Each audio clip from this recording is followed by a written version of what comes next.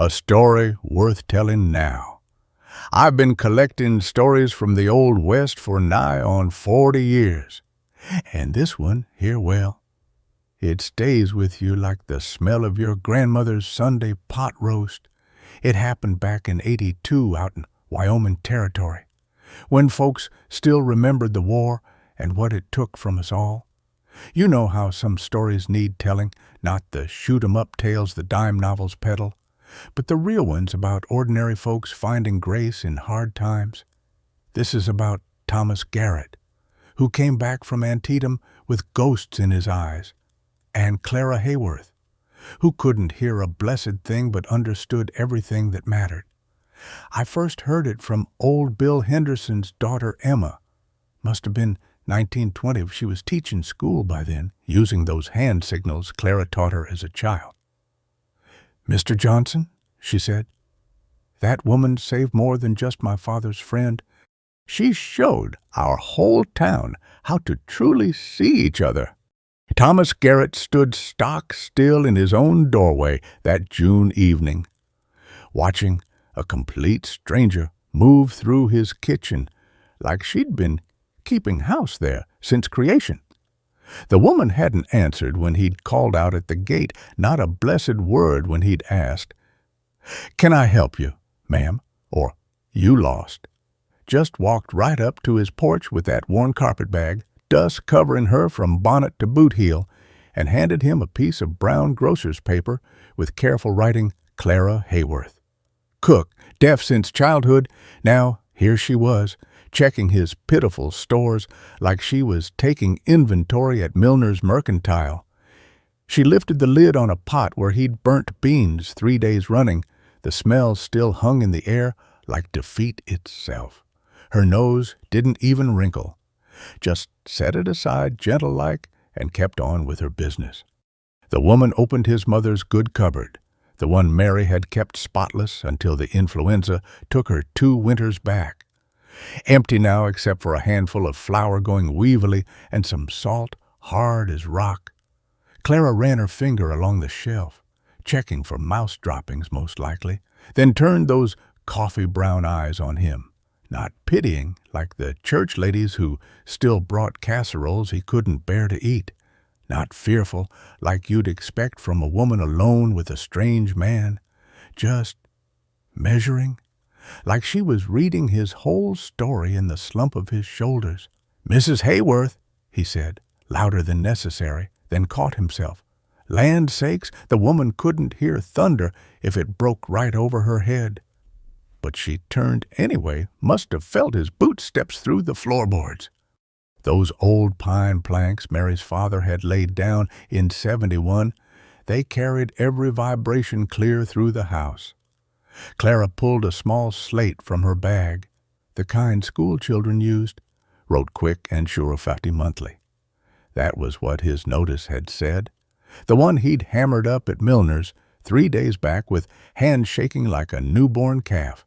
Needed cook for ranch, $15 monthly, plus board, Inquire T. Garrett, Bent Creek Ranch. He nodded, not trusting his voice. She wrote again, room. Thomas gestured toward the storage room off the kitchen. Really just a lean-to he'd added for harnesses and such. She walked over, looked inside at the jumble of tack and dusty saddles. No disappointment crossed her face. She pointed at the room, then at herself, then held her hands about 3 feet apart. A partition. She wanted a partition for privacy. "I can build that," Thomas said, forgetting again. But she seemed to understand his nod. The way you understand a horse is saying yes when it nickers soft. She went straight to the stove then, that ornery old Acme range that hadn't cooked a decent meal since Mary passed, lifted each lid, checked the firebox, tested the damper that stuck unless you knew just how to wiggle it, found his last 3 eggs in the bowl where he'd left them, Lord knows how long, sniffed them. Careful 2 passed muster, 1 didn't. Then she discovered the potatoes in a burlap sack he'd plumb forgotten, sprouting eyes in the dark corner like they were trying to escape to daylight. She pulled a knife from her bag, her own knife. sharp as truth and well-loved by the look of the worn handle, and started cutting away the bad spots, sure as Doc Morrison removing shrapnel. Thomas backed out to the porch, unsettled as a spooked horse. He'd had 3 applicants since posting that notice. Mrs. Talbot had talked 40 minutes straight about her rheumatism and how his dear mother, God rest her soul, would be scandalized by the state of his homestead. Pete Bronson showed up drunk as a skunk at 10 in the morning, couldn't even find the door handle when he left. The widow Hutchins spent more time trying to peek into his bedroom than looking at the kitchen, fishing for gossip to share at her quilting circle. But this woman, Mrs. or Miss Hayworth, he didn't rightly know she just set to work like she could see straight through to the bone of what needed doing. Thomas sat on the porch steps, pulled out of his tobacco pouch with hands that weren't quite steady. The sun was painting Bent Creek gold where it wound through his 60 acres. Good land, peaceful land. He'd bought it with his discharge pay and 2 years of cavalry wages, thinking he'd find quiet here after all that thunder and blood. He had found quiet, all right, too blamed much of it. From inside came the blessed normal sounds of a woman working water heating in the kettle, the clank of the stove lid, the scrape of a wooden spoon against cast iron, sounds he'd been living without so long he'd forgotten how they could fill up the empty spaces in a house. The screen door opened. Mary had insisted on that screen door, said it would keep the flies out come summer. Clara stood there holding his good plate, the china one with the tiny blue flowers Mary had gotten from her mother. On it was real food, honest-to-goodness food, potatoes fried with wild onions she must have spotted growing down by the creek where Mary had planted them years ago. The 2 good eggs, cooked through but still soft, and a piece of cornbread, Lord have mercy. Actual cornbread, golden as sunrise and steaming like it just came from heaven's own kitchen. She set the plate on the rickety side table next to his chair, then held up her slate. "You eat, I clean. You want the job?" he asked, then mentally kicked himself. 3rd time forgetting the woman couldn't hear, but she read his lips, or maybe just read the hope that must have been written plain as day across his face. Nodded once, firm as a handshake. "When can you start?" She pointed down at the porch boards. "Here," then showed him her palm flat out. "Now." Thomas looked at that plate of food, at the butter melting into the cornbread. Where in tarnation had she found butter? And his stomach cramped with the kind of hunger he'd been ignoring for months. "All right, then," he said, though she was already heading back inside. Through the kitchen window, he could see her moving in the lamplight she'd lit without asking, washing that burnt pot he'd given up on, arranging the few dishes he had left on the shelves she'd wiped clean. She worked like his mother used to work, like Mary had worked, with that steady rhythm of women who knew their way around making do with less. The cornbread was perfect, not too dry like his attempts, not raw in the middle like yesterday's disaster, sweet crumbs that dissolved on his tongue like a memory of better times. He'd forgotten food could be more than just something to stop your belly from complaining. Full dark had settled by the time Clara came back out. She'd washed the trail dust from her face and hands, revealing skin weathered by sun and work, but not yet old, maybe 30, maybe 35. Hard to tell with women who'd known hardship. Her hair, which had seemed mouse brown under the dust, caught the lamplight like honey in a jar when she moved. She showed him her slate room now. Before we continue, please leave a like and subscribe. Let me know which city you're watching from. Now, let's get back to the story. Thomas led Clara to the storage room. Embarrassed by the mess leather harnesses, tangled like old sins, dusty saddles that hadn't seen horsehide in months. The kerosene lamp threw their shadows tall against the walls. Clara stood in the doorway, studying. She stepped inside, her boot heel catching on a loose floorboard. She pressed it down with her toe, testing, walked the perimeter, 4 feet along the back wall, 6 feet down the side. Her hands measured the space like she was fitting fabric for a dress. She pointed at the pile of tack, then toward the door. These things needed to go. Then she drew a line in the dust with her boot toe right there, where the partition should stand. "I'll build it tomorrow," Thomas said, mainly to hear something besides his own breathing. Clara pulled out her slate tonight where the question hung between them. A woman couldn't sleep on the floor. "The main house, my room, I'll take the settle." She shook her head hard enough to loosen a pin from her hair. It fell to the floor with a tiny ping. She bent to retrieve it, and Thomas caught himself watching the curve of her neck, the way the lamplight found gold threads in her brown hair.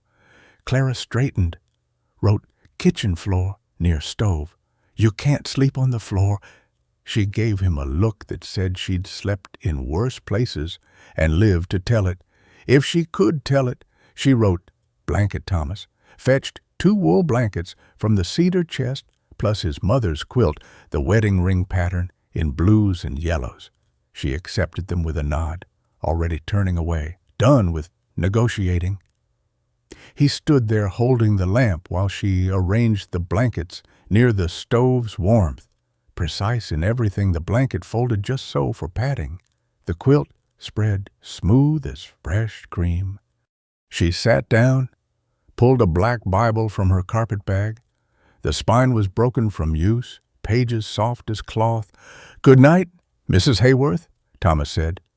She didn't look up. Of course she didn't. Thomas climbed into his own bed. For the first time in weeks, he'd been falling asleep in the chair most nights, waking with a crick in his neck and Mary's name on his lips. The sheets smelled of dust and loneliness. The house sounded different. Water in the kettle she'd left warming, the tick of the stove cooling, pages turning in the kitchen, that soft whisper of thin paper. He should have been uneasy.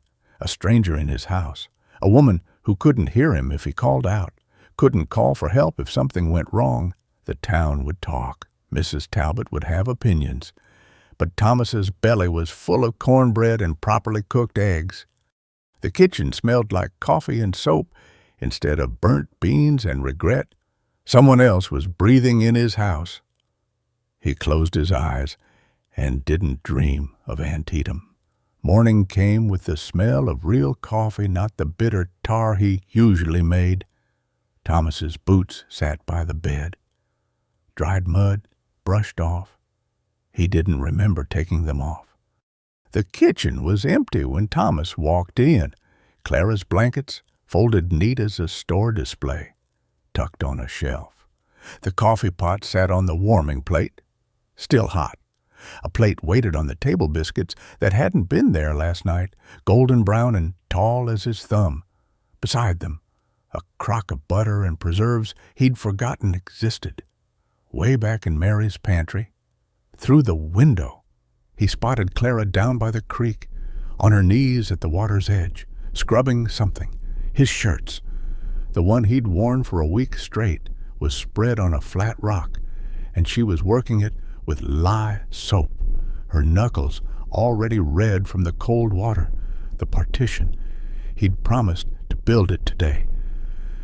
Thomas gulped the coffee smooth and strong, not a ground in it, grabbed 2 biscuits that fell apart like clouds in his mouth, and headed for the barn. The sawhorses were buried under old harnesses that should have been oiled months ago. The lumber he'd bought last year for repairs stood against the wall, dry and ready. His father's saw hung there, rusty, but the teeth still sharp enough.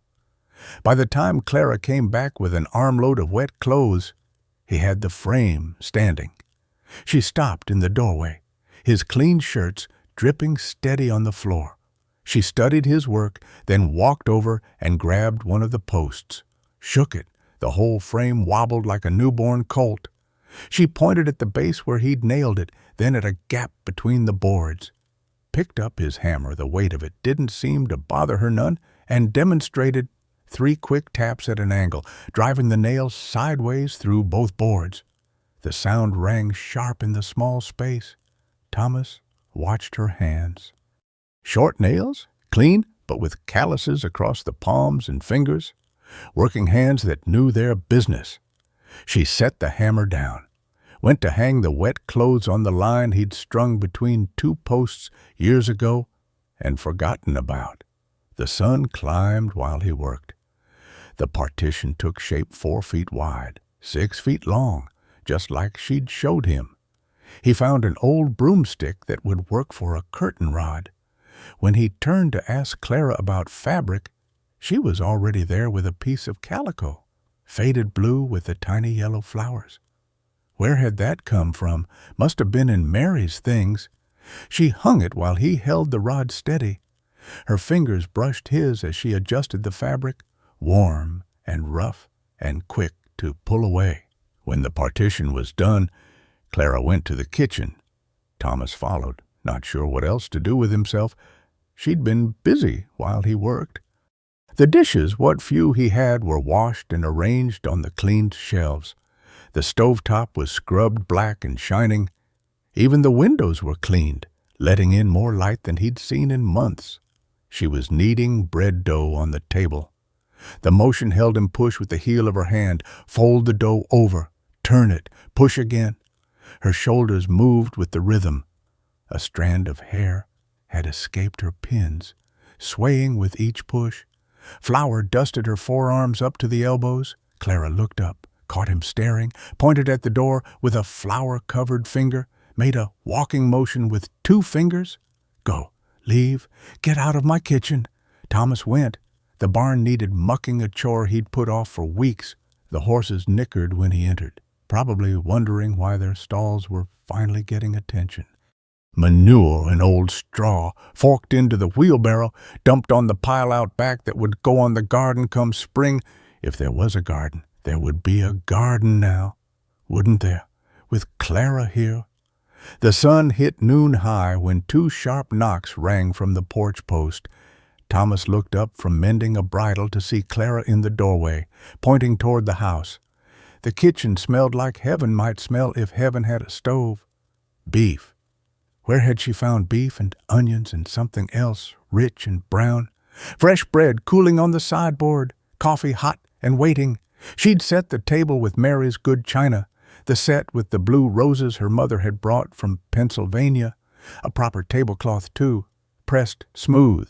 She didn't sit with him, stayed at the stove with her back turned, stirring something in the big pot. Thomas ate the beef hash with potatoes that must have come from the root cellar he'd forgotten about. Every bite seasoned just right. Not too salty like his attempts, not bland like the church lady's covered dishes. The bread was still warm, crust crackling when he tore it, soft white inside that soaked up the meat juices. His spoon scraped the empty plate. Clara turned immediately, like she'd felt the sound through the floor. Brought the coffee pot over. When she leaned close to pour, he smelled lye soap and sunshine and something else. Maybe just the scent of another person, alive and warm, and there. 3 days passed this way, knocks for meals, clothes washed and hung, the house starting to smell like bread and soap and coffee instead of dust and old grief. They worked out signals: 2 knocks for "come eat," 3 for "need you," a flat palm raised for "wait." She learned his routine's coffee at dawn, dinner at 6, tobacco on the porch after supper. He learned hers washing on Monday, bread on Tuesday and Friday, mending in the evenings. The 3rd night, Thomas sat on the porch after supper, watching the stars come out over Bent Creek. The door opened. Clara came out with her mending basket, sat in the other chair, Mary's chair. But he tried not to think about that. She pulled out one of his socks, held it up to show the hole big enough to put 2 fingers through. Her mouth quirked, not quite a smile, but close. She threaded her needle, began darning with quick, sure stitches. The lamplight from inside caught her profile, the straight line of her nose, the determined set of her jaw. Thomas found himself studying the way she held the needle, the rhythm of the thread pulling through, found himself wondering what her voice might have sounded like before the fever took it, alto or soprano. Did she sing while she worked? Back then, Clara looked up sudden, straight at him, their eyes held for a heartbeat, 2, 3. Then she set down the darning, pulled out her slate. She wrote something, turned it so he could see in the lamplight. Why no wife? The words hit him like cold water in the face. Thomas stared at those 3 words on the slate. Why no wife? The chalk marks glowed white in the lamplight, like bones in moonlight. His throat closed up tight as wet rawhide. He reached for the slate, took the chalk from Clara's hand. Their fingers touched her skin rough from lye soap, warm as fresh-baked bread. He wrote, careful, each letter taking more effort than lifting hay bales. Was one, died. Clara read it, looked at his face, then took the slate back, wiped it clean with her apron hem. The sound was soft, like a sigh. She wrote, how long, 2 years? She nodded, no pity in those coffee-brown eyes, just understanding, like when you recognize your own sadness in somebody else's mirror. She wrote, the fever took mine. Before we married. Thomas studied her face in the yellow light. It's not beautiful by town standards, nose a little too strong, chin too determined. But something about the way she held herself, straight-backed, despite whatever load she carried. His name, Thomas wrote, Henry, Confederate, died 18, a Confederate. That explained the careful way she'd folded his Union jacket when she'd found it while cleaning. No judgment, just respect for what it meant to somebody. She stood, gathered her mending. But before going inside, she turned back and wrote, we need better signals. 2 weeks on, and they had a whole language worked out between them. Thomas sat at the kitchen table, morning sun slanting through Clara's clean windows, practicing the hand movements she'd drawn on brown paper, flat palm for stop, beckoning motion for come, 2 fingers walking for go. A tap on the wrist meant time, followed by fingers showing the hour. Clara sat across from him, that patient look she got when teaching. She'd already been up 2 hours. He'd heard her moving around at first light, starting the stove, grinding coffee beans in the mill. Now the kitchen smelled like bacon and biscuit dough rising. She showed him again how to say hungry, hand to stomach, then to mouth. Tired, palms together against one cheek like sleeping. Cold was arms wrapped around yourself, shivering. Hot was fanning your face. His thick fingers felt clumsy as fence posts trying to copy her quick, sure movements. When he mixed up wait with stop for the 3rd time, she didn't get frustrated, just showed him again, slower, guiding his hand with hers to get the motion right. Then she taught him numbers her way, not just holding up fingers, but a whole system. 1 finger for yes, 2 for no, 3 for maybe, or I don't know. Made sense once you got the hang of it. The slate still came out for complicated things. She wrote meals when Thomas wrote back dawn, noon, sunset. She shook her head, pointed out the window at the sun, made a sweeping motion across the sky. The sun moved. Sunset changed with the seasons. Thomas remembered his mother's mantel clock, stored somewhere in the front room. He found it in a drawer. The brass tarnished, but the works still good. Wound it careful, set it on the mantel, pointed at the 6, then at his mouth. Dinner at 6. Clara smiled a real smile that changed her whole face, made her look years younger, made her look like somebody who hadn't lost everything to fever and war. Wash day, she wrote, Monday. He wrote back, then added, if that suits. She gave him a look that might have been amusement, one eyebrow raised just a hair. Wrote, I decide, wash day. Fair enough, her kitchen, her rules. Over the next days, she expanded his education, showed him how to read her moods by the set of her shoulders, the speed of her movements.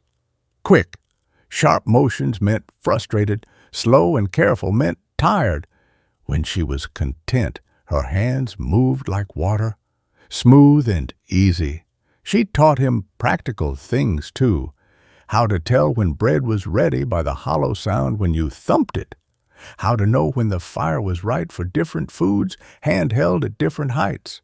Counting seconds before it got too hot. Where she kept everything, and Lord help him if he put something back wrong. The house changed around them. Clean windows let in light that showed the good bones of the place, solid walls, tight floors, honest construction. Clara found things Thomas had forgotten existed. Mary's canning jars in the cellar, still full of preserves from 3 summers ago. A box of his mother's recipes written on cards. The good quilt Mary's mother had made, wrapped in tissue in the attic. Evenings settled into a pattern, supper at 6, marked by the mantel clock's chime. Dishes washed and put away. Claire never letting him help no matter how he tried. Then they'd sit him on the porch or in the front room, her with her sewing or knitting, separate but together, like horses standing head to tail in a pasture, keeping the flies off each other. One evening, a thunderstorm rolled through. Lightning lit the valley bright as noon, thunder rattling the windows. Thomas sat in his chair, trying to read the week-old newspaper Bill Henderson had brought by. Clara was in her corner. She'd made it proper homey now, with a rag rug and her few things arranged just so. A massive crack of thunder shook the house.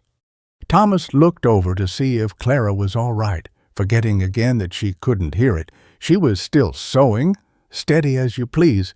But then she looked up, straight at him, pointed to the window where lightning had just flashed, then to her chest. She'd felt it, the thunder through the floorboards, or maybe the electricity in the air. She set down her sewing, came over to the window, stood beside his chair, watching the storm light up Bent Creek like fireworks, close enough that he could smell the lye soap in her hair, see the small scar on her temple where a curl had escaped its pin. Another lightning strike. Closer this time. The whole room went white. Clara stepped back quick, her shoulder bumping his. She didn't pull away immediately. They stood there, her shoulder warm against his arm, watching the storm together. When it passed, she went back to her corner. But something had shifted, like when a creek changes course after a flood. Small thing, maybe, but it changes everything downstream. Days turned into weeks. Thomas's shirts appeared clean and pressed on his bed. His socks got darned before the holes got too big. Meals showed up regular as clockwork, each one better than the last as Clara learned what he favored. Beef cooked rare, potatoes fried crispy, coffee strong enough to float a horseshoe. And she started anticipating things. Coffee appeared at his elbow when he sat down to do the account books, without him asking. An extra blanket on his bed when the temperature dropped. His tobacco pouch refilled from the supply in the barn when it got low. The morning it all changed started normal enough. Thomas came in from milking to find Clara on her knees in the front room, cleaning out the bottom of the old secretary desk that had been Mary's father's. Dust motes danced in the early light. She'd pulled out stacks of papers, old letters, a daguerreotype of Mary's parents looking stern. Then she stopped, went still as a deer that's caught wind of something. She reached deeper, into the drawer, pulled out something wrapped in oilcloth. Thomas's blood went cold. He knew what was in that oilcloth, knew it by the shape, by the weight of it in Clara's hands. She unwrapped it careful, like she knew it might bite. The metal gleamed dull in the morning light. His Navy Colt 30, the one he'd carried through 3 years of war, the one he'd used at Yellow Tavern when the Confederate cavalry broke through their line, the one he'd sworn never to touch again after Appomattox. Clara looked from the gun to his face, set it down gentle on the desk. Then she pulled out what was underneath it in the drawer. A letter, sealed, addressed in Mary's careful hand. For my husband, to be opened after what Mary had died quick. No time for letters or goodbyes. Clara held the letter out to him. Her face asked the question her hands couldn't sign. Do you want to know? Thomas took the letter from Clara's outstretched hand. Mary's wax seal, pressed with her mother's ring. The paper felt brittle, like it might crumble if he held it too tight. Clara wrapped the colt back in its oilcloth, set it aside as gentle as handling eggs. She pointed at the letter, then at him, then moved her hand to her heart. This is yours alone? She gathered the other papers, stacked them neat, and left him there in the morning light. Thomas broke the seal.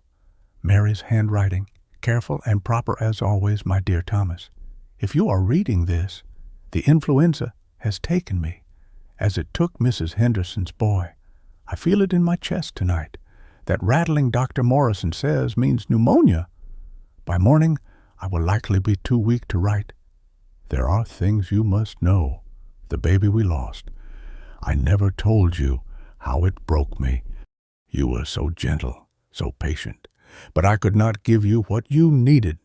I could not be the wife who brought you back from whatever darkness you carry from the war. I tried, Thomas.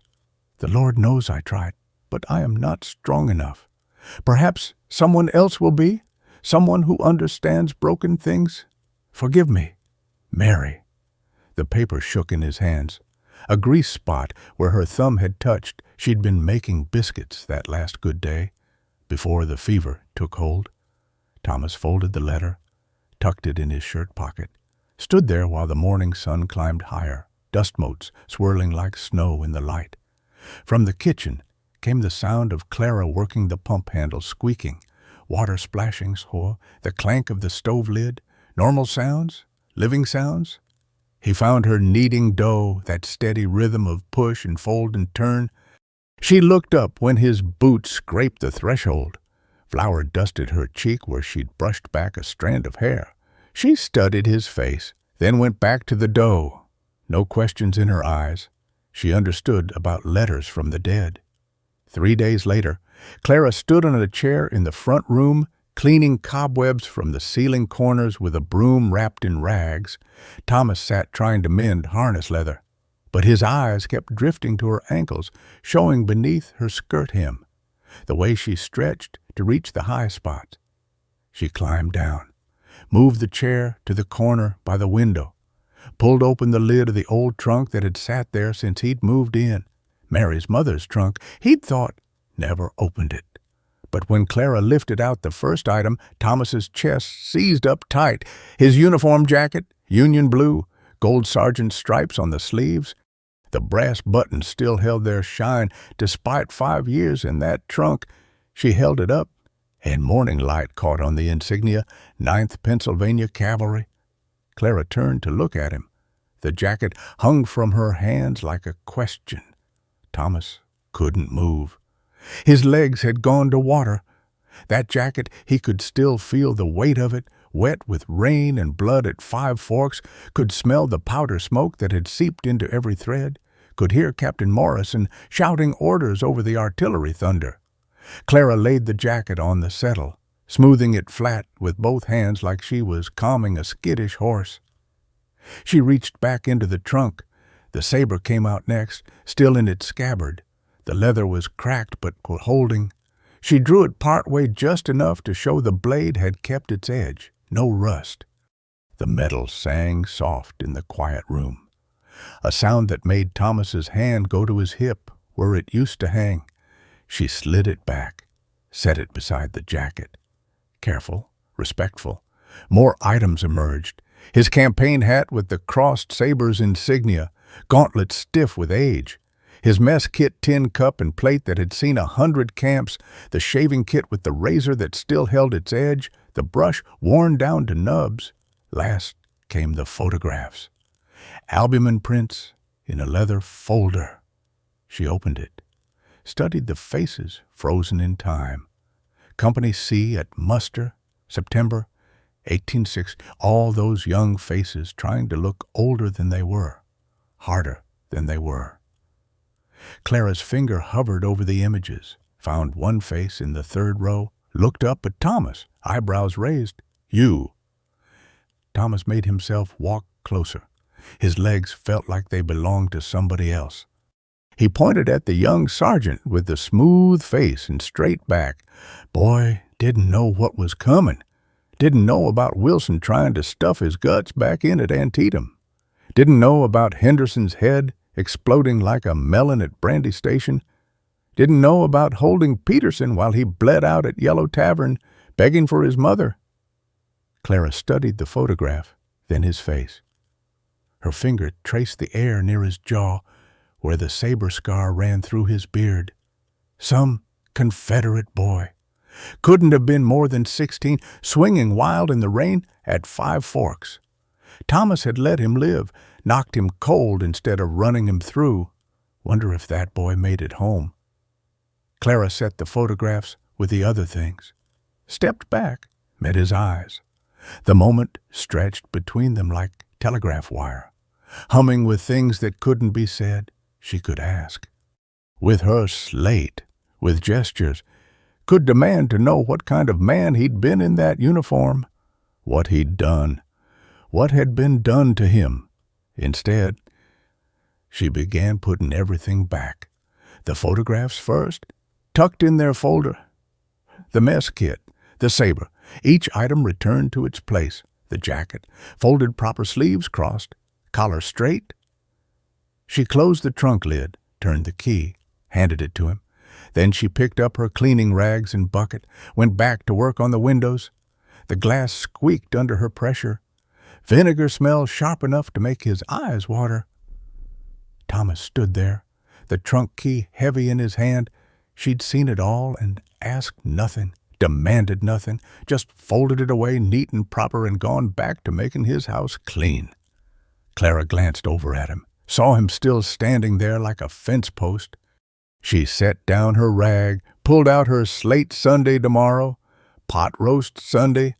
She wanted to talk about Sunday dinner like she hadn't just held his whole war in her hands. Thomas nodded. She wrote, "Help me tomorrow. Too much for one.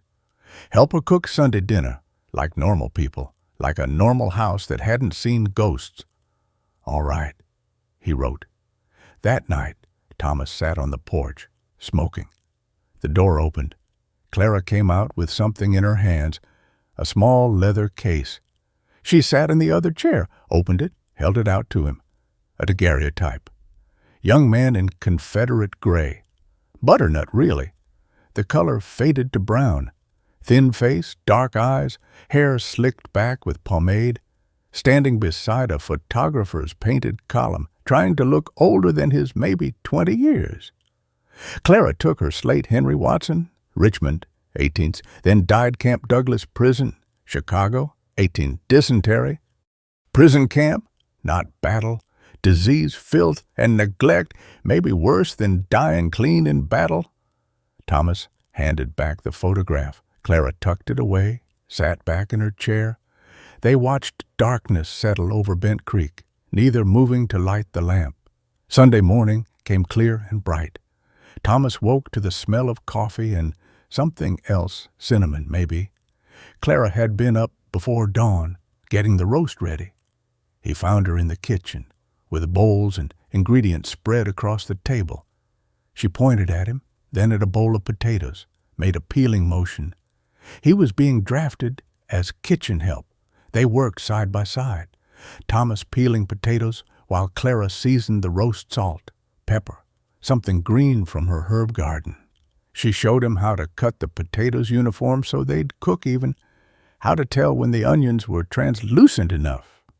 She let him watch her work the meat, rubbing the seasonings deep into the grain, searing it in the hot skillet until the outside crusted brown.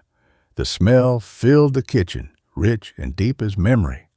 While the roast cooked slow in the oven, she started bread. Not everyday bread, but Sunday bread with eggs and milk worked into the dough. She let him punch it down when it rose, showed him how to shape the loaves with quick turns of the wrist. They moved around each other in the kitchen like dancers who'd learned each other's steps. When she needed the salt, he passed it before she reached. When he finished the potatoes, She had the bowl ready. No words needed. Just the work, the rhythm, the comfortable dance. She pulled peas from her apron pocket fresh from the garden, set another bowl in front of him, demonstrated the shelling motion. They sat at the table, their hands working in rhythm. Pop the pod. Run your thumb down, peas rattling into the bowl. Her thumb had a callus from years of this motion. A pea rolled off the table. They both reached for it. Their hands touched, held for a moment over that single green pea. Clara looked at their hands, his covering hers, then up at his face. Something shifted in her expression, softer, younger, frightened, maybe. She pulled her hand back, but slow, went to check the roast. Thunder rolled down from the mountains like cavalry charge. Thomas lay in bed counting 1 Mississippi, 2 Mississippi between flash and sound. The storm was moving in fast. Wind rattled the window glass in their frames, found every gap in the walls. Lightning lit the room white. Thunder right on top of it, shaking the whole house like a fist pounding a table. The kind of storm that turned creeks to rivers, washed out roads, tore roofs clean off. Rain started, not gentle spring rain, but a wall of water, hammering the roof like bullets on a drum.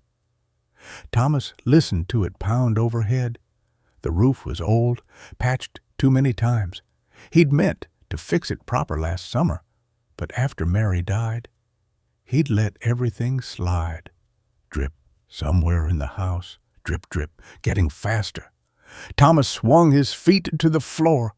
The boards were cold and damp already, not a good sign. He pulled on his pants, fumbled for the lamp. Match scraped loud between thunderclaps. The flame caught, threw shadows on the walls. The dripping was coming from the kitchen. He pushed through the door, lamp held high. Clara stood in her corner, looking up at the ceiling. Water ran down in a steady stream, had already soaked through her quilt. She was in her nightdress, white cotton that ended at her ankles, hair loose around her shoulders, braided for sleep but coming undone. Her bare feet stood in a puddle that was spreading fast. Their eyes met across the kitchen. She pointed up at the ceiling where water dripped steady, then shrugged. What could anyone do against the sky opening up? Thomas grabbed the wash bucket from under the sink, set it under the worst of the leak. Water drummed into it, splashing over the sides. But there were other leaks starting dark spots, spreading across the ceiling boards like blood through cloth. Clara had pulled her carpetbag out from under the narrow bed, was checking the contents. Her 3 dresses were safe so far, but the quilt was soaked through, and her Bible, she held it up, pages dripping. The spine had split, pages falling loose. Thunder crashed again, so loud Thomas felt it in his chest. The whole roof seemed to shift. New leaks opened up. Water ran down the wall behind Clara's bed, pooling on the floor. Thomas grabbed her arm, pointed toward his room. She shook her head, hard, water flying from her loose hair. He pointed again, harder, used the sign for now she'd taught him. She pulled her arm free, pointed at herself, then at the floor. She'd sleep right there on the wet floor rather than take his bed. No, not happening. Thomas picked up her carpetbag, started toward his room.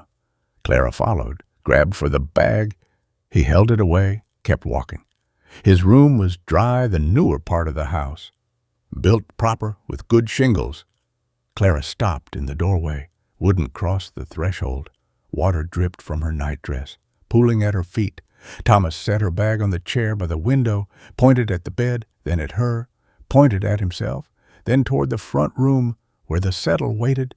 She shook her head again, violent, pointed at him, at the bed, at herself, at the door. Her jaw set stubborn as a mule's. They stood there, rain pounding the roof like the whole sky was falling, neither one giving ground. Clara's nightdress was soaked through, clinging. She wrapped her arms around herself, shivering. Her hair dripped steady on the floor. Thomas went to his dresser, pulled out a flannel shirt. Work shirt, worn soft from 100 washings, held it out to her. She hesitated, then took it, pointed at him to turn around. He turned, faced the wall, heard wet fabric hitting the floor, the whisper of dry flannel.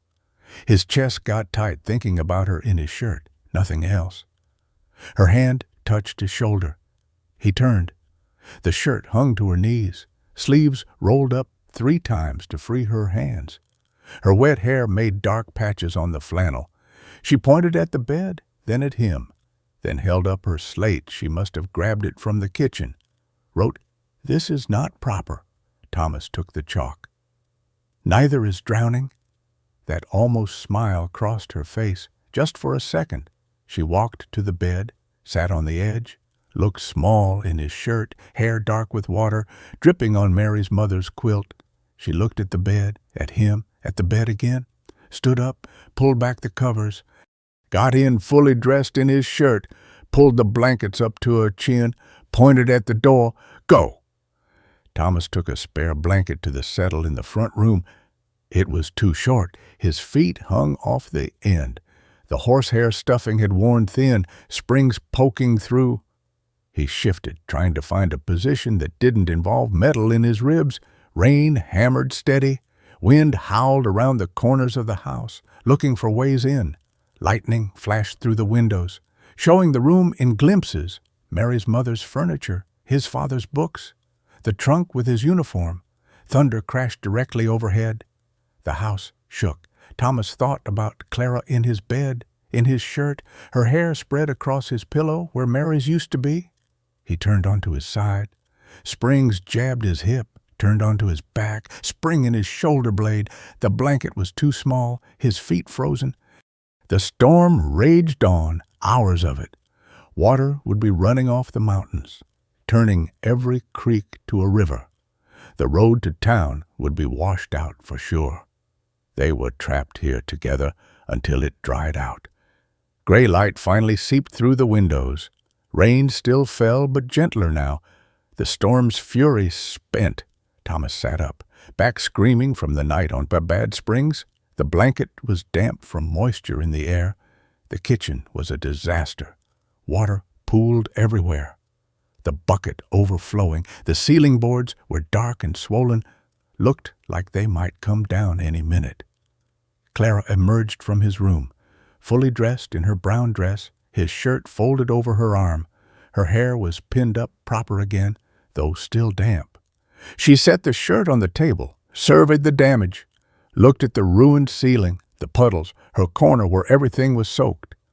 She pointed up at the ceiling, made a fixing motion with her hands, then pointed at both of them. They'd have to fix this together. Thomas nodded. Soon as the rain stopped, that roof needed work, real work this time, not just patches. They ate cold biscuits and preserves, standing up, nowhere dry to sit in the kitchen.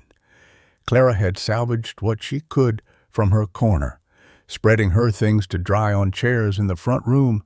Her Bible sat open on the windowsill, pages carefully separated so they might dry without sticking. The rain stopped by noon. Sun broke through, steam rising from the wet ground. Thomas got the ladder from the barn, leaned it against the house. The rungs were slick, dangerous. Up on the roof, the damage was worse than he'd feared. Whole sections of shingles had blown off in the night, tar paper torn and flapping. Some boards had rotted clean through. He could see into the kitchen through the holes. Clara appeared at the base of the ladder. She'd changed into her oldest dress, tied her hair back with a rag. She pointed up, then at herself, coming up to help. Thomas shook his head. Too dangerous. The roof was slick, deep. One wrong step, and she'd slide right off. She ignored him, put her foot on the first rung, but her skirts caught, tangled around her legs. She stopped, looked at the ladder, looked at her skirts, went back inside, came out wearing a pair of his pants. They were huge on her waist, cinched with rope. Cuffs rolled up 4 times. She looked like a child playing dress-up. But she could climb now. She came up steady, Didn't look down, hands sure on the rungs, on the roof. She studied the damage with a practical eye. Pointed at various holes, then at Thomas, made a hammering motion. She'd spot, he'd patch. Thomas had tar paper in the barn from last year's repairs. Some shingles, too, not enough, but they'd do for now. He handed materials up to Clara, then climbed back up himself. They worked without words. Clara held the tar paper flat while Thomas nailed. When wind gusted, threatening to tear the paper from their hands, she'd lean her whole weight against it, holding it down. Her hands were steady, strong, not afraid of the height or the work. The sun climbed higher, hot on their backs. Sweat ran down Thomas's spine. Clara's face flushed pink with heat and effort. A strand of hair had escaped the rag, stuck to her neck with the sweat. They moved across the roof methodical patch. Nail, move, patch, nail, move. The damaged section was big, the whole corner above her room. Hours of work in the hot sun. Thomas ran out of shingles mid-afternoon. He'd have to go to town tomorrow, buy more. But the worst was covered. Tar paper, at least keeping the rain out. Clara stood, stretched her back. The movement pulled the rope-cinched pants tight across her hips. She caught him looking, raised an eyebrow. Thomas turned away, gathered the tools, started down the ladder. Clara followed. On the last rungs, her legs shook exhausted from the work and the careful balancing. She paused, gripping the ladder tight. Thomas reached up, put his hand on her waist to steady her. She leaned back against him, just for a second, her back warm against his chest, the rope belt rough under his palm. Then she pulled away and stood on her own. Inside, the kitchen was still wet, but no longer dripping. Clara tested the floor in her corner, damp but not pooled. Her narrow bed was soaked through to the ropes. No way she could sleep there tonight. She turned to Thomas, pointed at his room, then at herself, made a questioning gesture with her hands. She'd need his bed again tonight. Thomas nodded. Clara pulled out her slate. I will pay extra rent. Thomas took the chalk. No, then I cook something special. You always cook special. She read that, looked at his face. Something shifted in her expression, softer than before. She wrote, You are a good man, Thomas Garrett. The words hung between them. Thomas didn't know what to say, didn't know what a good man would do with a woman sleeping in his bed, wearing his clothes, looking at him with those coffee-brown eyes. Clara erased the slate, wrote, I need to start supper. She moved to the stove, but water had gotten into the firebox, too wet to build a fire. She opened windows to let air through, started wiping down surfaces. Thomas watched her work, watched her bend to check the lower shelves. The rope belt had loosened, his pants sliding down, showing the small of her back. She grabbed them, pulled them up, retied the rope, looked over her shoulder, caught him staring. The cornfield stretched forever under September's sun, stalks tall as cavalry horses, thick as fence posts. Thomas pushed through them, Spencer rifle heavy in his hands. His uniform was already soaked sweat and morning dew and something else, something that smelled like copper pennies. Wilson beside him, saying something, couldn't hear over the artillery. The stalks shook with each impact. Dirt fell like rain. Then the corn was moving, not wind. Men coming through. Gray uniforms, no butternut. Hundreds of them. Boys mostly. No older than Thomas's sister's son back in Pennsylvania. The rifle kicked against his shoulder. Smoke everywhere. Can't see Wilson anymore. Can't see anything but corn and smoke and those boys in butternut coming through like a tide. Something hot across his face. Blood not his. Wilson's. Wilson trying to hold his insides in with both hands, looking surprised. Tom, he was saying. Tom, help me get them back in. The ground exploded. Thomas flew, landed hard. Taste of dirt and blood. Someone screaming. Him. He was the one screaming. His own voice woke him. shouting something, words that weren't words, just sound torn from his throat. Dark room, not the cornfield, his bedroom. Sheet soaked through, twisted around his legs like rope. His chest heaved, pulling in air that tasted wrong, not copper and powder, but clean night air through the window. Light in the doorway. Clara stood there with the lamp raised. Her hair was loose, braided for sleep, but half undone. She wore his flannel shirt from last night, hadn't changed back to her nightdress. The lamp flame made shadows dance on the walls behind her.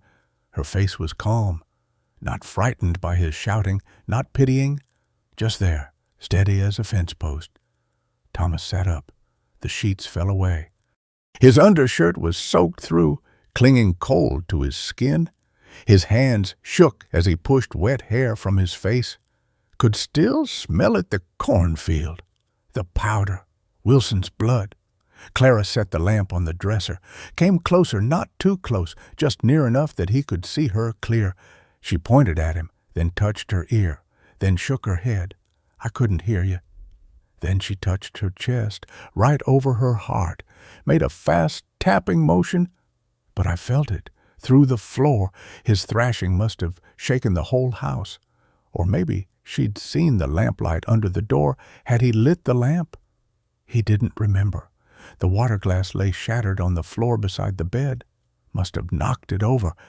Clara saw it, went out. Bullard came back with the broom and dustpan, swept up the pieces careful, checking with her fingers for slivers.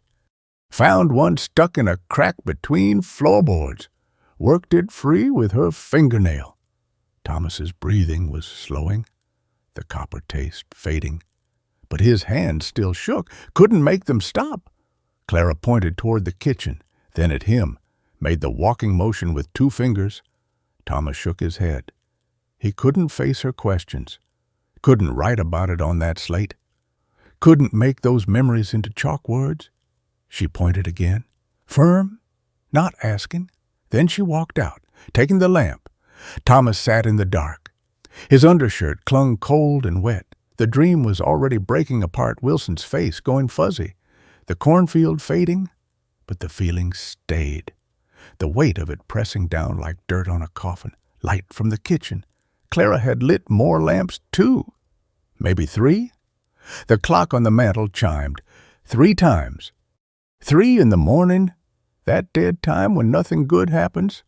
Thomas pulled on pants, found a dry shirt.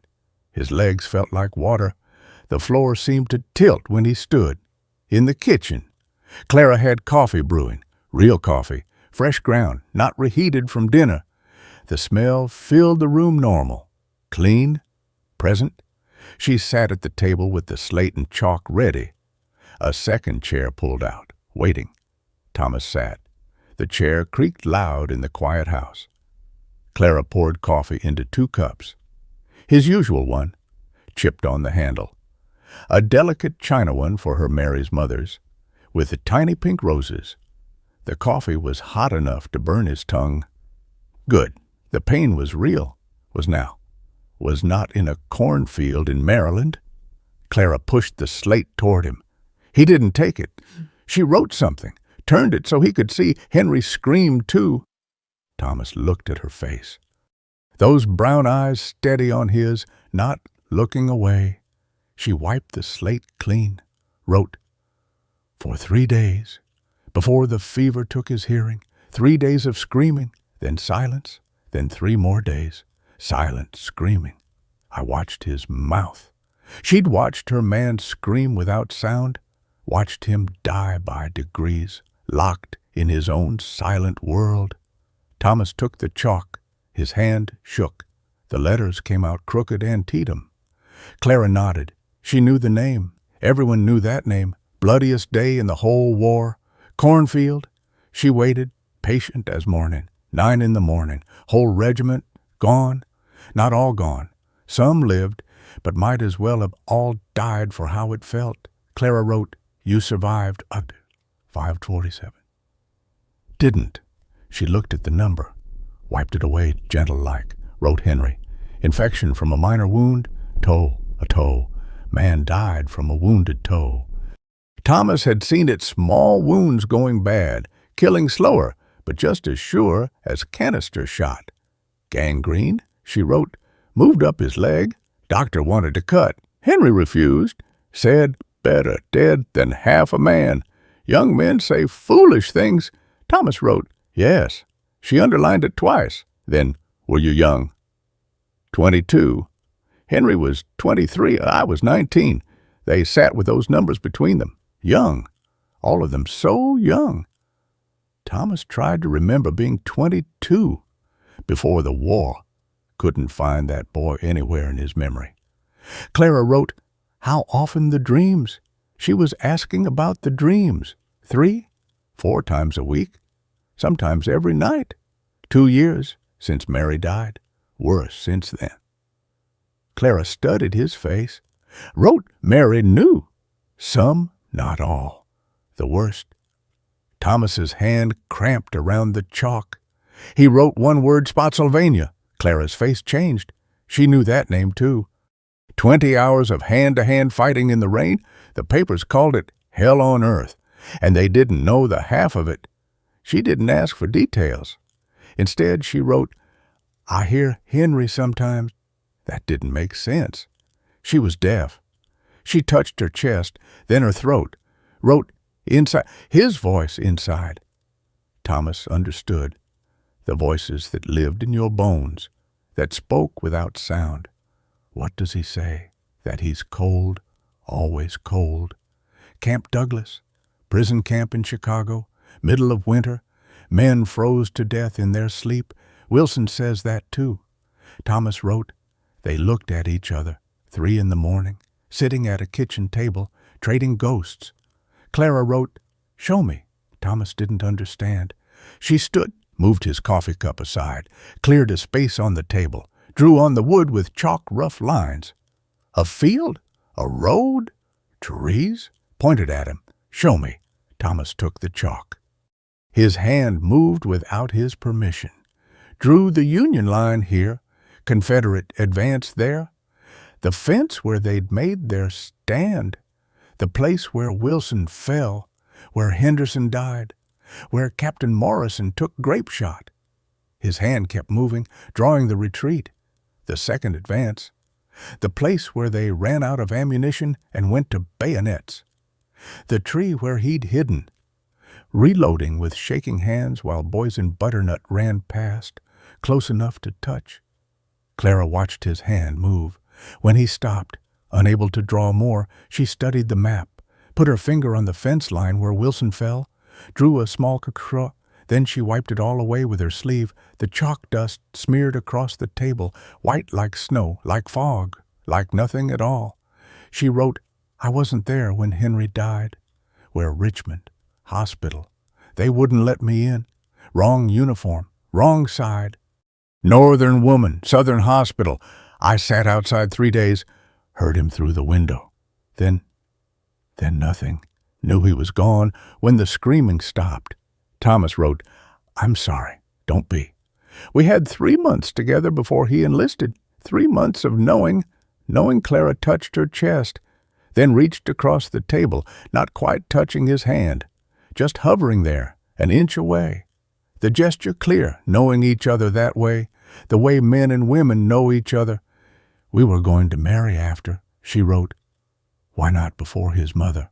Said I was too poor. Farm girl. You loved him. Not a question. But Clara nodded anyway. Mary, she wrote. Thomas had to think, had to dig past the bad years, the silence, the sickness. Found something there, buried deep, yes, different though. How different, Thomas wrote slow. Each word pulled up from somewhere deep. Mary was peace. After the war, quiet, no storms. He knew what she meant, the kind of feeling that shook you apart, put you back together different. No storms, just quiet, good quiet. 2 years, good quiet. 1 year, then influenza. Clara wrote, I nursed Henry's mother through the same influenza. She survived. Yes, hated me more for it. That made a terrible kind of sense. Some people couldn't forgive you for saving them when their loved ones died. Clara stood, refilled their coffee, The kitchen window was going gray, dawn coming, birds starting up outside. When she sat back down, she pulled her chair closer. Their knees almost touched under the table. She wrote, "The dreams, what helps? Nothing. Mary didn't help." How to explain Mary had tried, but her soft presence, her gentle touch, it wasn't enough to pull him back from that cornfield. Mary didn't know about the worst ones. "I slept in the barn when they were bad." Clara looked at him long and steady, wrote, "No barn tonight. I'll take the settle again." She shook her head, pointed toward his room, then at herself. Back at his room. She was going back to his bed. Clara wrote, "When the dreams come, wake me. You can't hear." She took the chalk from his hand. "I'll know." 3 months gone by since that night at the kitchen table. July now, hot as a forge. Thomas stood at the mirror, razor scraping whiskers from his jaw. The face looking back had filled out, hollow cheeks gone. The dark circles under his eyes faded to nothing. His shirts pulled tight across shoulders, built back up from eating regular and working steady. Through the window, Clara in her garden, the beans were coming in heavy, poles bent with the weight, tomatoes red as blood, cornstalks tall as a man. She'd traded seeds with Sarah Henderson, carrots for turnips, squash for potatoes. Come winter, that root cellar would be packed full. She was on her knees between the rows, basket beside her, picking beans with quick, sure movements. The early morning sun caught the honey color in her hair where it escaped from under her bonnet. Her blue work dress, she'd made it from fabric, bought on account at Milner's, was already damp with sweat across the back. A rider coming up the road, Bill Henderson's bay mare, Bill sitting easy in the saddle. Thomas wiped the soap from his face, went out to meet him. "Morning, Tom." Bill swung down, tied the mare to the porch rail. "Lord, you look like a different man." Thomas waited. "Sarah sent me to ask we're having a barn raising come August. She wanted Mrs. Hayworth to know particular that she's welcome, expected, even Mrs. Hayworth." They all called her that, though Thomas had seen the church register when he'd gone to check on something else.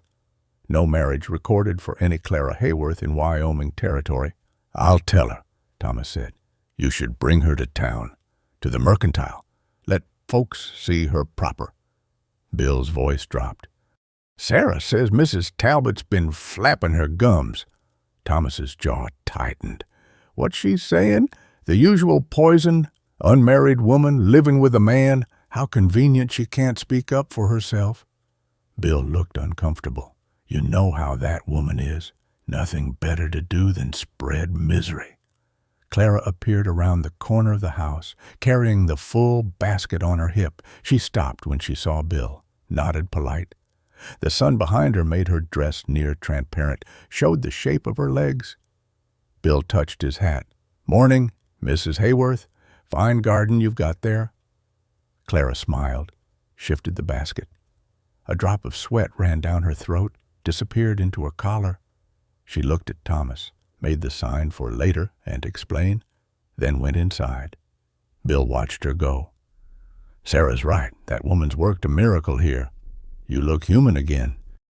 After Bill left, Thomas found Clara in the kitchen, washing the beans in a basin. He wrote on the slate about the barn raising, about what Bill had said, about the talk in town. Clara read it, her face going still. She set down the beans she was washing, dried her hands, slow on her apron, took the chalk. "We should go to town, Saturday." She nodded, but something had changed in her shoulders, pulled them back straighter, defensive. Saturday came heavy, with moisture, clouds building over the mountains, but not breaking. Clara appeared at breakfast in her good-dress brown wool. Even in this heat, she'd pressed it careful, mended a tear at the hem so neat you couldn't see it. Her hair was pinned up severe, not a strand loose. Thomas had shaved close, put on his good shirt, the blue one Clara had made him. They looked respectable, more than respectable. They looked like any ranch couple heading to town for supplies. The wagon wheels ground steady on the packed dirt, 5 miles to town, and Clara sat beside him on the bench, back straight as a rifle barrel. Every bump in the road shifted her closer, but she'd adjust, keeping 6 inches between them. Crenshaw appeared through the heat shimmer, one main street trying to be bigger than it was, false fronts on the buildings like people putting on airs. The mercantile, the smithy, the saloon already busy at 10 in the morning, the church at the far end, white paint peeling in the heat. People noticed them right off. Mr. Patterson paused in loading his wagon. The widow Hutchins stopped sweeping her porch. 2 men outside the saloon quit talking, watched them pass. Thomas stopped the wagon at Milner's, tied the horses, climbed down, turned to help Clara. She took his hand just long enough to step down, then let go like it burned. Inside, Mrs. Talbot was holding court by the fabric table. 3 other women around her, Mrs. Patterson, Mrs. Drake, and someone Thomas didn't recognize. They all stopped talking when the bell rang. "Mr. Garrett," Mrs. Talbot said, voice carrying clear across the store, "and your companion?" Clara walked past them to the shelves, started selecting what they needed: flour, coffee, salt, baking soda. Her movements calm, unhurried. She didn't acknowledge the women at all. "I hear she's deaf and dumb," Mrs. Talbot said, not bothering to lower her voice. "How convenient. Can't tell anyone what goes on in that house." Thomas's hands fisted. Clara touched his arm, light as a butterfly landing, shook her head, just barely. She continued shopping, added soap, matches, a tin of baking powder, brought everything to the counter where Mr. Milner waited, looking like he'd rather be anywhere else. "Put it on my account," Thomas said. Milner nodded, started tallying. His eyes kept darting between Thomas and Clara, then to the women, still watching. Clara saw something in the glass case, a hair comb, silver, with small blue stones that caught the light. Simple, but pretty. She pointed at it, looked at Thomas with a question in her eyes. "How much?" Thomas asked. $2, Milner said. "Expensive." Clara started to shake her head, but Thomas was already pulling out the money. "We'll take it." Clara's face changed. Surprise first, then something softer.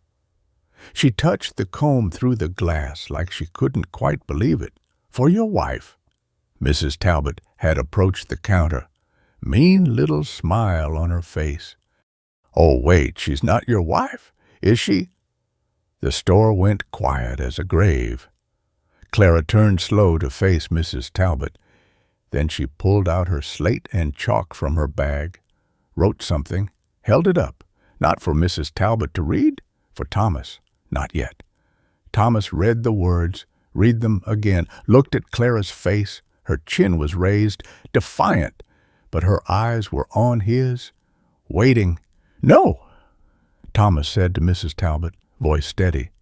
"She's not my wife, yet." The word hung in the air like smoke after a gunshot. Clara erased her slate, wrote again, showed it to everyone. "Mr. Garrett has been a perfect gentleman." Miss Talbot's mouth opened, closed, opened again. Clara wrote more. Unlike some husbands in town, everyone knew Mr. Talbot came home drunk most nights, knew the bruises Mrs. Talbot sometimes wore to church. Mrs. Talbot's face went red, then white. She turned and swept out of the store, the other women trailing after her like ducklings. Milner cleared his throat.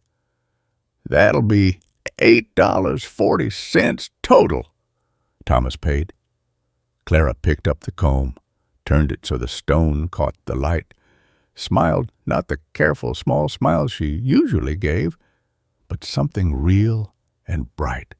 They loaded the wagon in silence, the whole town watching from windows and doorways. Clara climbed up before Thomas could help her, but when he sat beside her, she didn't shift away. 5 miles home, 5 miles with that word yet sitting between them like a third passenger. Halfway back, Clara touched his arm, pointed at a grove of cottonwoods by the creek, made a stopping motion. Thomas pulled the horses into the shade. The leaves rustled overhead, dappling everything with shadow and light. The creek gurgled over rocks, running low in the summer heat. Clara climbed down, walked to the creek bank, stood looking at the water.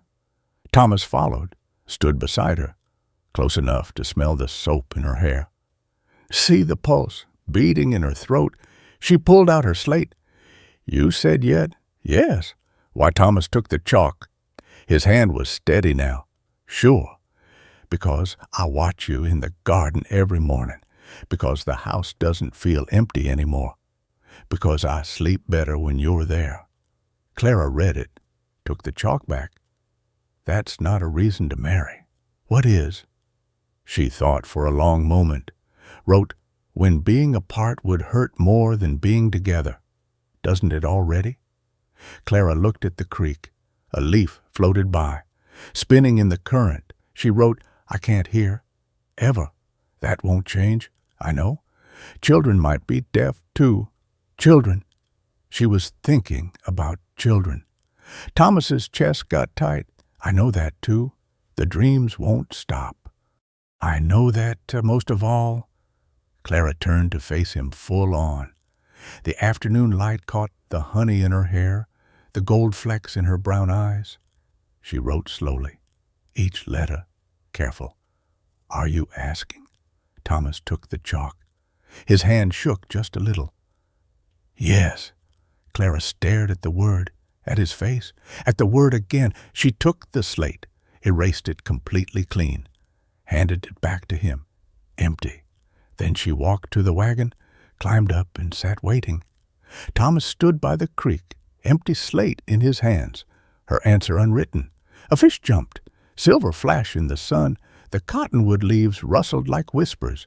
When he climbed up beside her, Clara was looking straight ahead. But as he picked up the reins, she shifted on the bench, closed that 6 inches between them until her shoulder pressed against his arm. They rode home like that, touching but not talking, while the sun dropped toward the mountains and the shadows grew long. At the ranch, Clara climbed down quick, took an armload of supplies inside. Thomas tended the horses, taking his time. When he finally went in, she had supper started. Beans from the garden, cornbread in the oven, salt pork frying. She didn't look at him, kept her back turned, working at the stove. After supper, she disappeared into a room she'd moved into Mary's old sewing room 2 weeks back, made it her own. Thomas sat on the porch, smoking, trying to figure out what that empty slate meant. Yes. No, wait. The door opened. Clara came out, but didn't sit in the other chair, just stood there, holding something. Clara stood in the doorway holding her trunk, not the carpet bag she'd arrived with, her small traveling trunk, the one she kept under her bed. She set it down on the porch boards with a solid thunk, looked at Thomas, picked it up again, walked past him toward the main house. Thomas's tobacco fell from his fingers. He stood, followed her inside. She was in his bedroom, their bedroom, now setting the trunk at the foot of the bed. She opened it, started taking things out, her 3 dresses. The Bible with the split spine, pages carefully glued back together, her hairbrush with the worn bristles. The daguerreotype of Henry, which she placed face down in the bottom drawer of the dresser. Thomas stood in the doorway watching her hands move. Efficient, sure, like everything she did. She hung her dresses in the wardrobe next to his shirts, put her hairbrush on the dresser beside his shaving things, laid her nightdress on the bed, white cotton, mended at the hem. She turned to him, pulled out her slate, not tonight, but soon. Then, we need witnesses, the Hendersons. Thomas wrote, tomorrow, Sunday. Get married on the Lord's Day. Thomas nodded. Clara walked past him to the kitchen, started mixing batter for a cake, not their everyday cornbread, but something special. Eggs, flour, sugar she'd been hoarding. While it baked, she pressed her good great address, the one she'd worn that first day, laid out his suit from the trunk, brushed it clean, hung it to air. The cake cooled on the sideboard. She mixed a glaze, powdered sugar and cream, poured it over, still warm, watching it drip down the sides, set it under a cloth to keep the flies off. That night Thomas lay in his bed, their bed, listening to her move around in the sewing room, the rustle of fabric, the creak of floorboards, then silence. He stared at the ceiling, thinking about tomorrow, about the empty slate, about her trunk at the foot of his bed. Sunday morning came bright and clear. Tom awoke to find Clara already up, coffee made, breakfast waiting. She wore her gray dress, hair pinned up neat with the new silver comb catching the light. She'd pressed his suit again, laid it out on the bed. They ate in papatas. Clara kept touching things, her coffee cup, the table edge, the slate. Nervous. He'd never seen her nervous before. After breakfast, she wrote the Hendersons. Now, they took the wagon. Clara had wrapped the cake careful, held it on her lap. She'd put the marriage papers in an envelope. When had she gotten those? Must have been yesterday at Milner's, when he was loading supplies at the Henderson place. Sarah came to the door in her apron, flour on her hands. Clara showed her the papers. Sarah's eyes went wide. Then her face broke into a smile bright as sunshine. She pulled Clara into a hug, flour and all. "Bill," Sarah called. "Bill, get your good coat." Bill appeared, took in the scene, Thomas in his suit, Clara in her best dress, the papers in Sarah's hand. "Today." Thomas nodded. "Well then." Bill grabbed his coat from the hook. "Sarah, get dressed. We're going to church." The ride to town was quiet, except for Sarah chattering about flowers. And wouldn't it be nice if they'd had time to plan? And did Clara have a ring? Clara touched Thomas's arm, pulled something from her pocket. 2 silver bands, simple and plain. Where had she the mercantile? Yesterday, when he was settling the account, she'd bought them with her egg money she'd been saving. The church was empty. Afternoon sun slanting through the windows. Reverend Pike was in the back, preparing for evening service. Young man, new to town, hadn't been infected by Mrs. Talbot's poison yet. A wedding? He looked at the papers, at Clara and Thomas.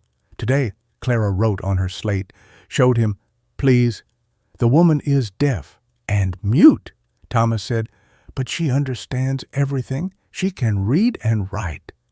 Pike studied Clara's face. "Can she make her mark? Sign her name?" Clara took his pen, wrote in clear script, "Clara Frances Hayworth," then underneath, "I consent to marry Thomas Garrett." Pike nodded. "That will serve. Come to the altar." They stood before the altar, Thomas and Clara facing Pike, the Hendersons behind as witnesses. The church smelled of beeswax and old wood. Dust motes floated in the colored light from the windows. "Marriage is a sacred bond," Pike began, voice echoing in the empty church. "Thomas Garrett, do you take this woman as your lawful wife, to have and hold in sickness and health, until death parts you?" "I do." Pike turned to Clara, spoke slow and clear so she could read his lips. "Clara Hayworth, do you take this man as your lawful husband?" Clara nodded firm. "Sure." "The rings?" Clara handed Thomas the larger band, kept the smaller. Thomas took her left hand rough from work, steady as always. The ring slid on smooth. She did the same for him, the metal strange and heavy on his finger. "By the authority vested in me by God and the territory of Wyoming, I pronounce you husband and wife." Pike paused, looked uncertain. "You may kiss your bride." They'd never kissed, never even held hands, except helping her from the wagon. Thomas leaned down, pressed his lips to hers. Brief, light, her lips chapped from sun and wind, she tasted like the coffee they'd shared at breakfast. Clara's eyes stayed open, looking at him, into him. Then she reached up, touched his cheek where the scar ran through his beard, ran her thumb along it gentle, like she was learning it. Sarah sniffled. Bill cleared his throat. "Congratulations, Mr. and Mrs. Garrett." Pike said, "Mrs. Garrett." Clara was Mrs. Garrett now. For real, not just what the town called her. They signed the papers. Clara wrote careful Clara Frances Garrett. The ink was still wet when they left. Back at the ranch, the Hendersons stayed for supper. Clara had planned it all, skilled a chicken that morning, made dumplings, fresh beans from the garden, the cake for after. A wedding feast from what they had. Sarah wouldn't let Clara cook on her wedding day, shooed her out of her own kitchen, told her to sit and be served for once. Clara looked lost, not knowing what to do with idle hands, after the Hendersons left, full of cake and good wishes. Thomas and Clara stood in the kitchen, man and wife. The dishes were done, Sarah had insisted, nothing left to delay. Clara pointed at herself, then at the sewing room. Thomas shook his head, pointed at their bedroom. She pulled out the slate. "Not tonight. You're my wife. Yes, but not tonight." Thomas didn't understand, but he nodded. Clara kissed his cheek, quick, like a then disappeared into the sewing room. The door closed soft. Thomas lay in their bed alone, listening to the house settle.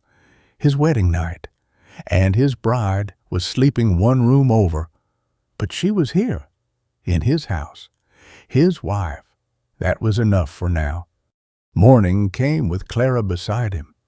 He woke to find her there, on top of the covers, fully dressed. She'd come in sometime during the night, laid down, careful not to wake him.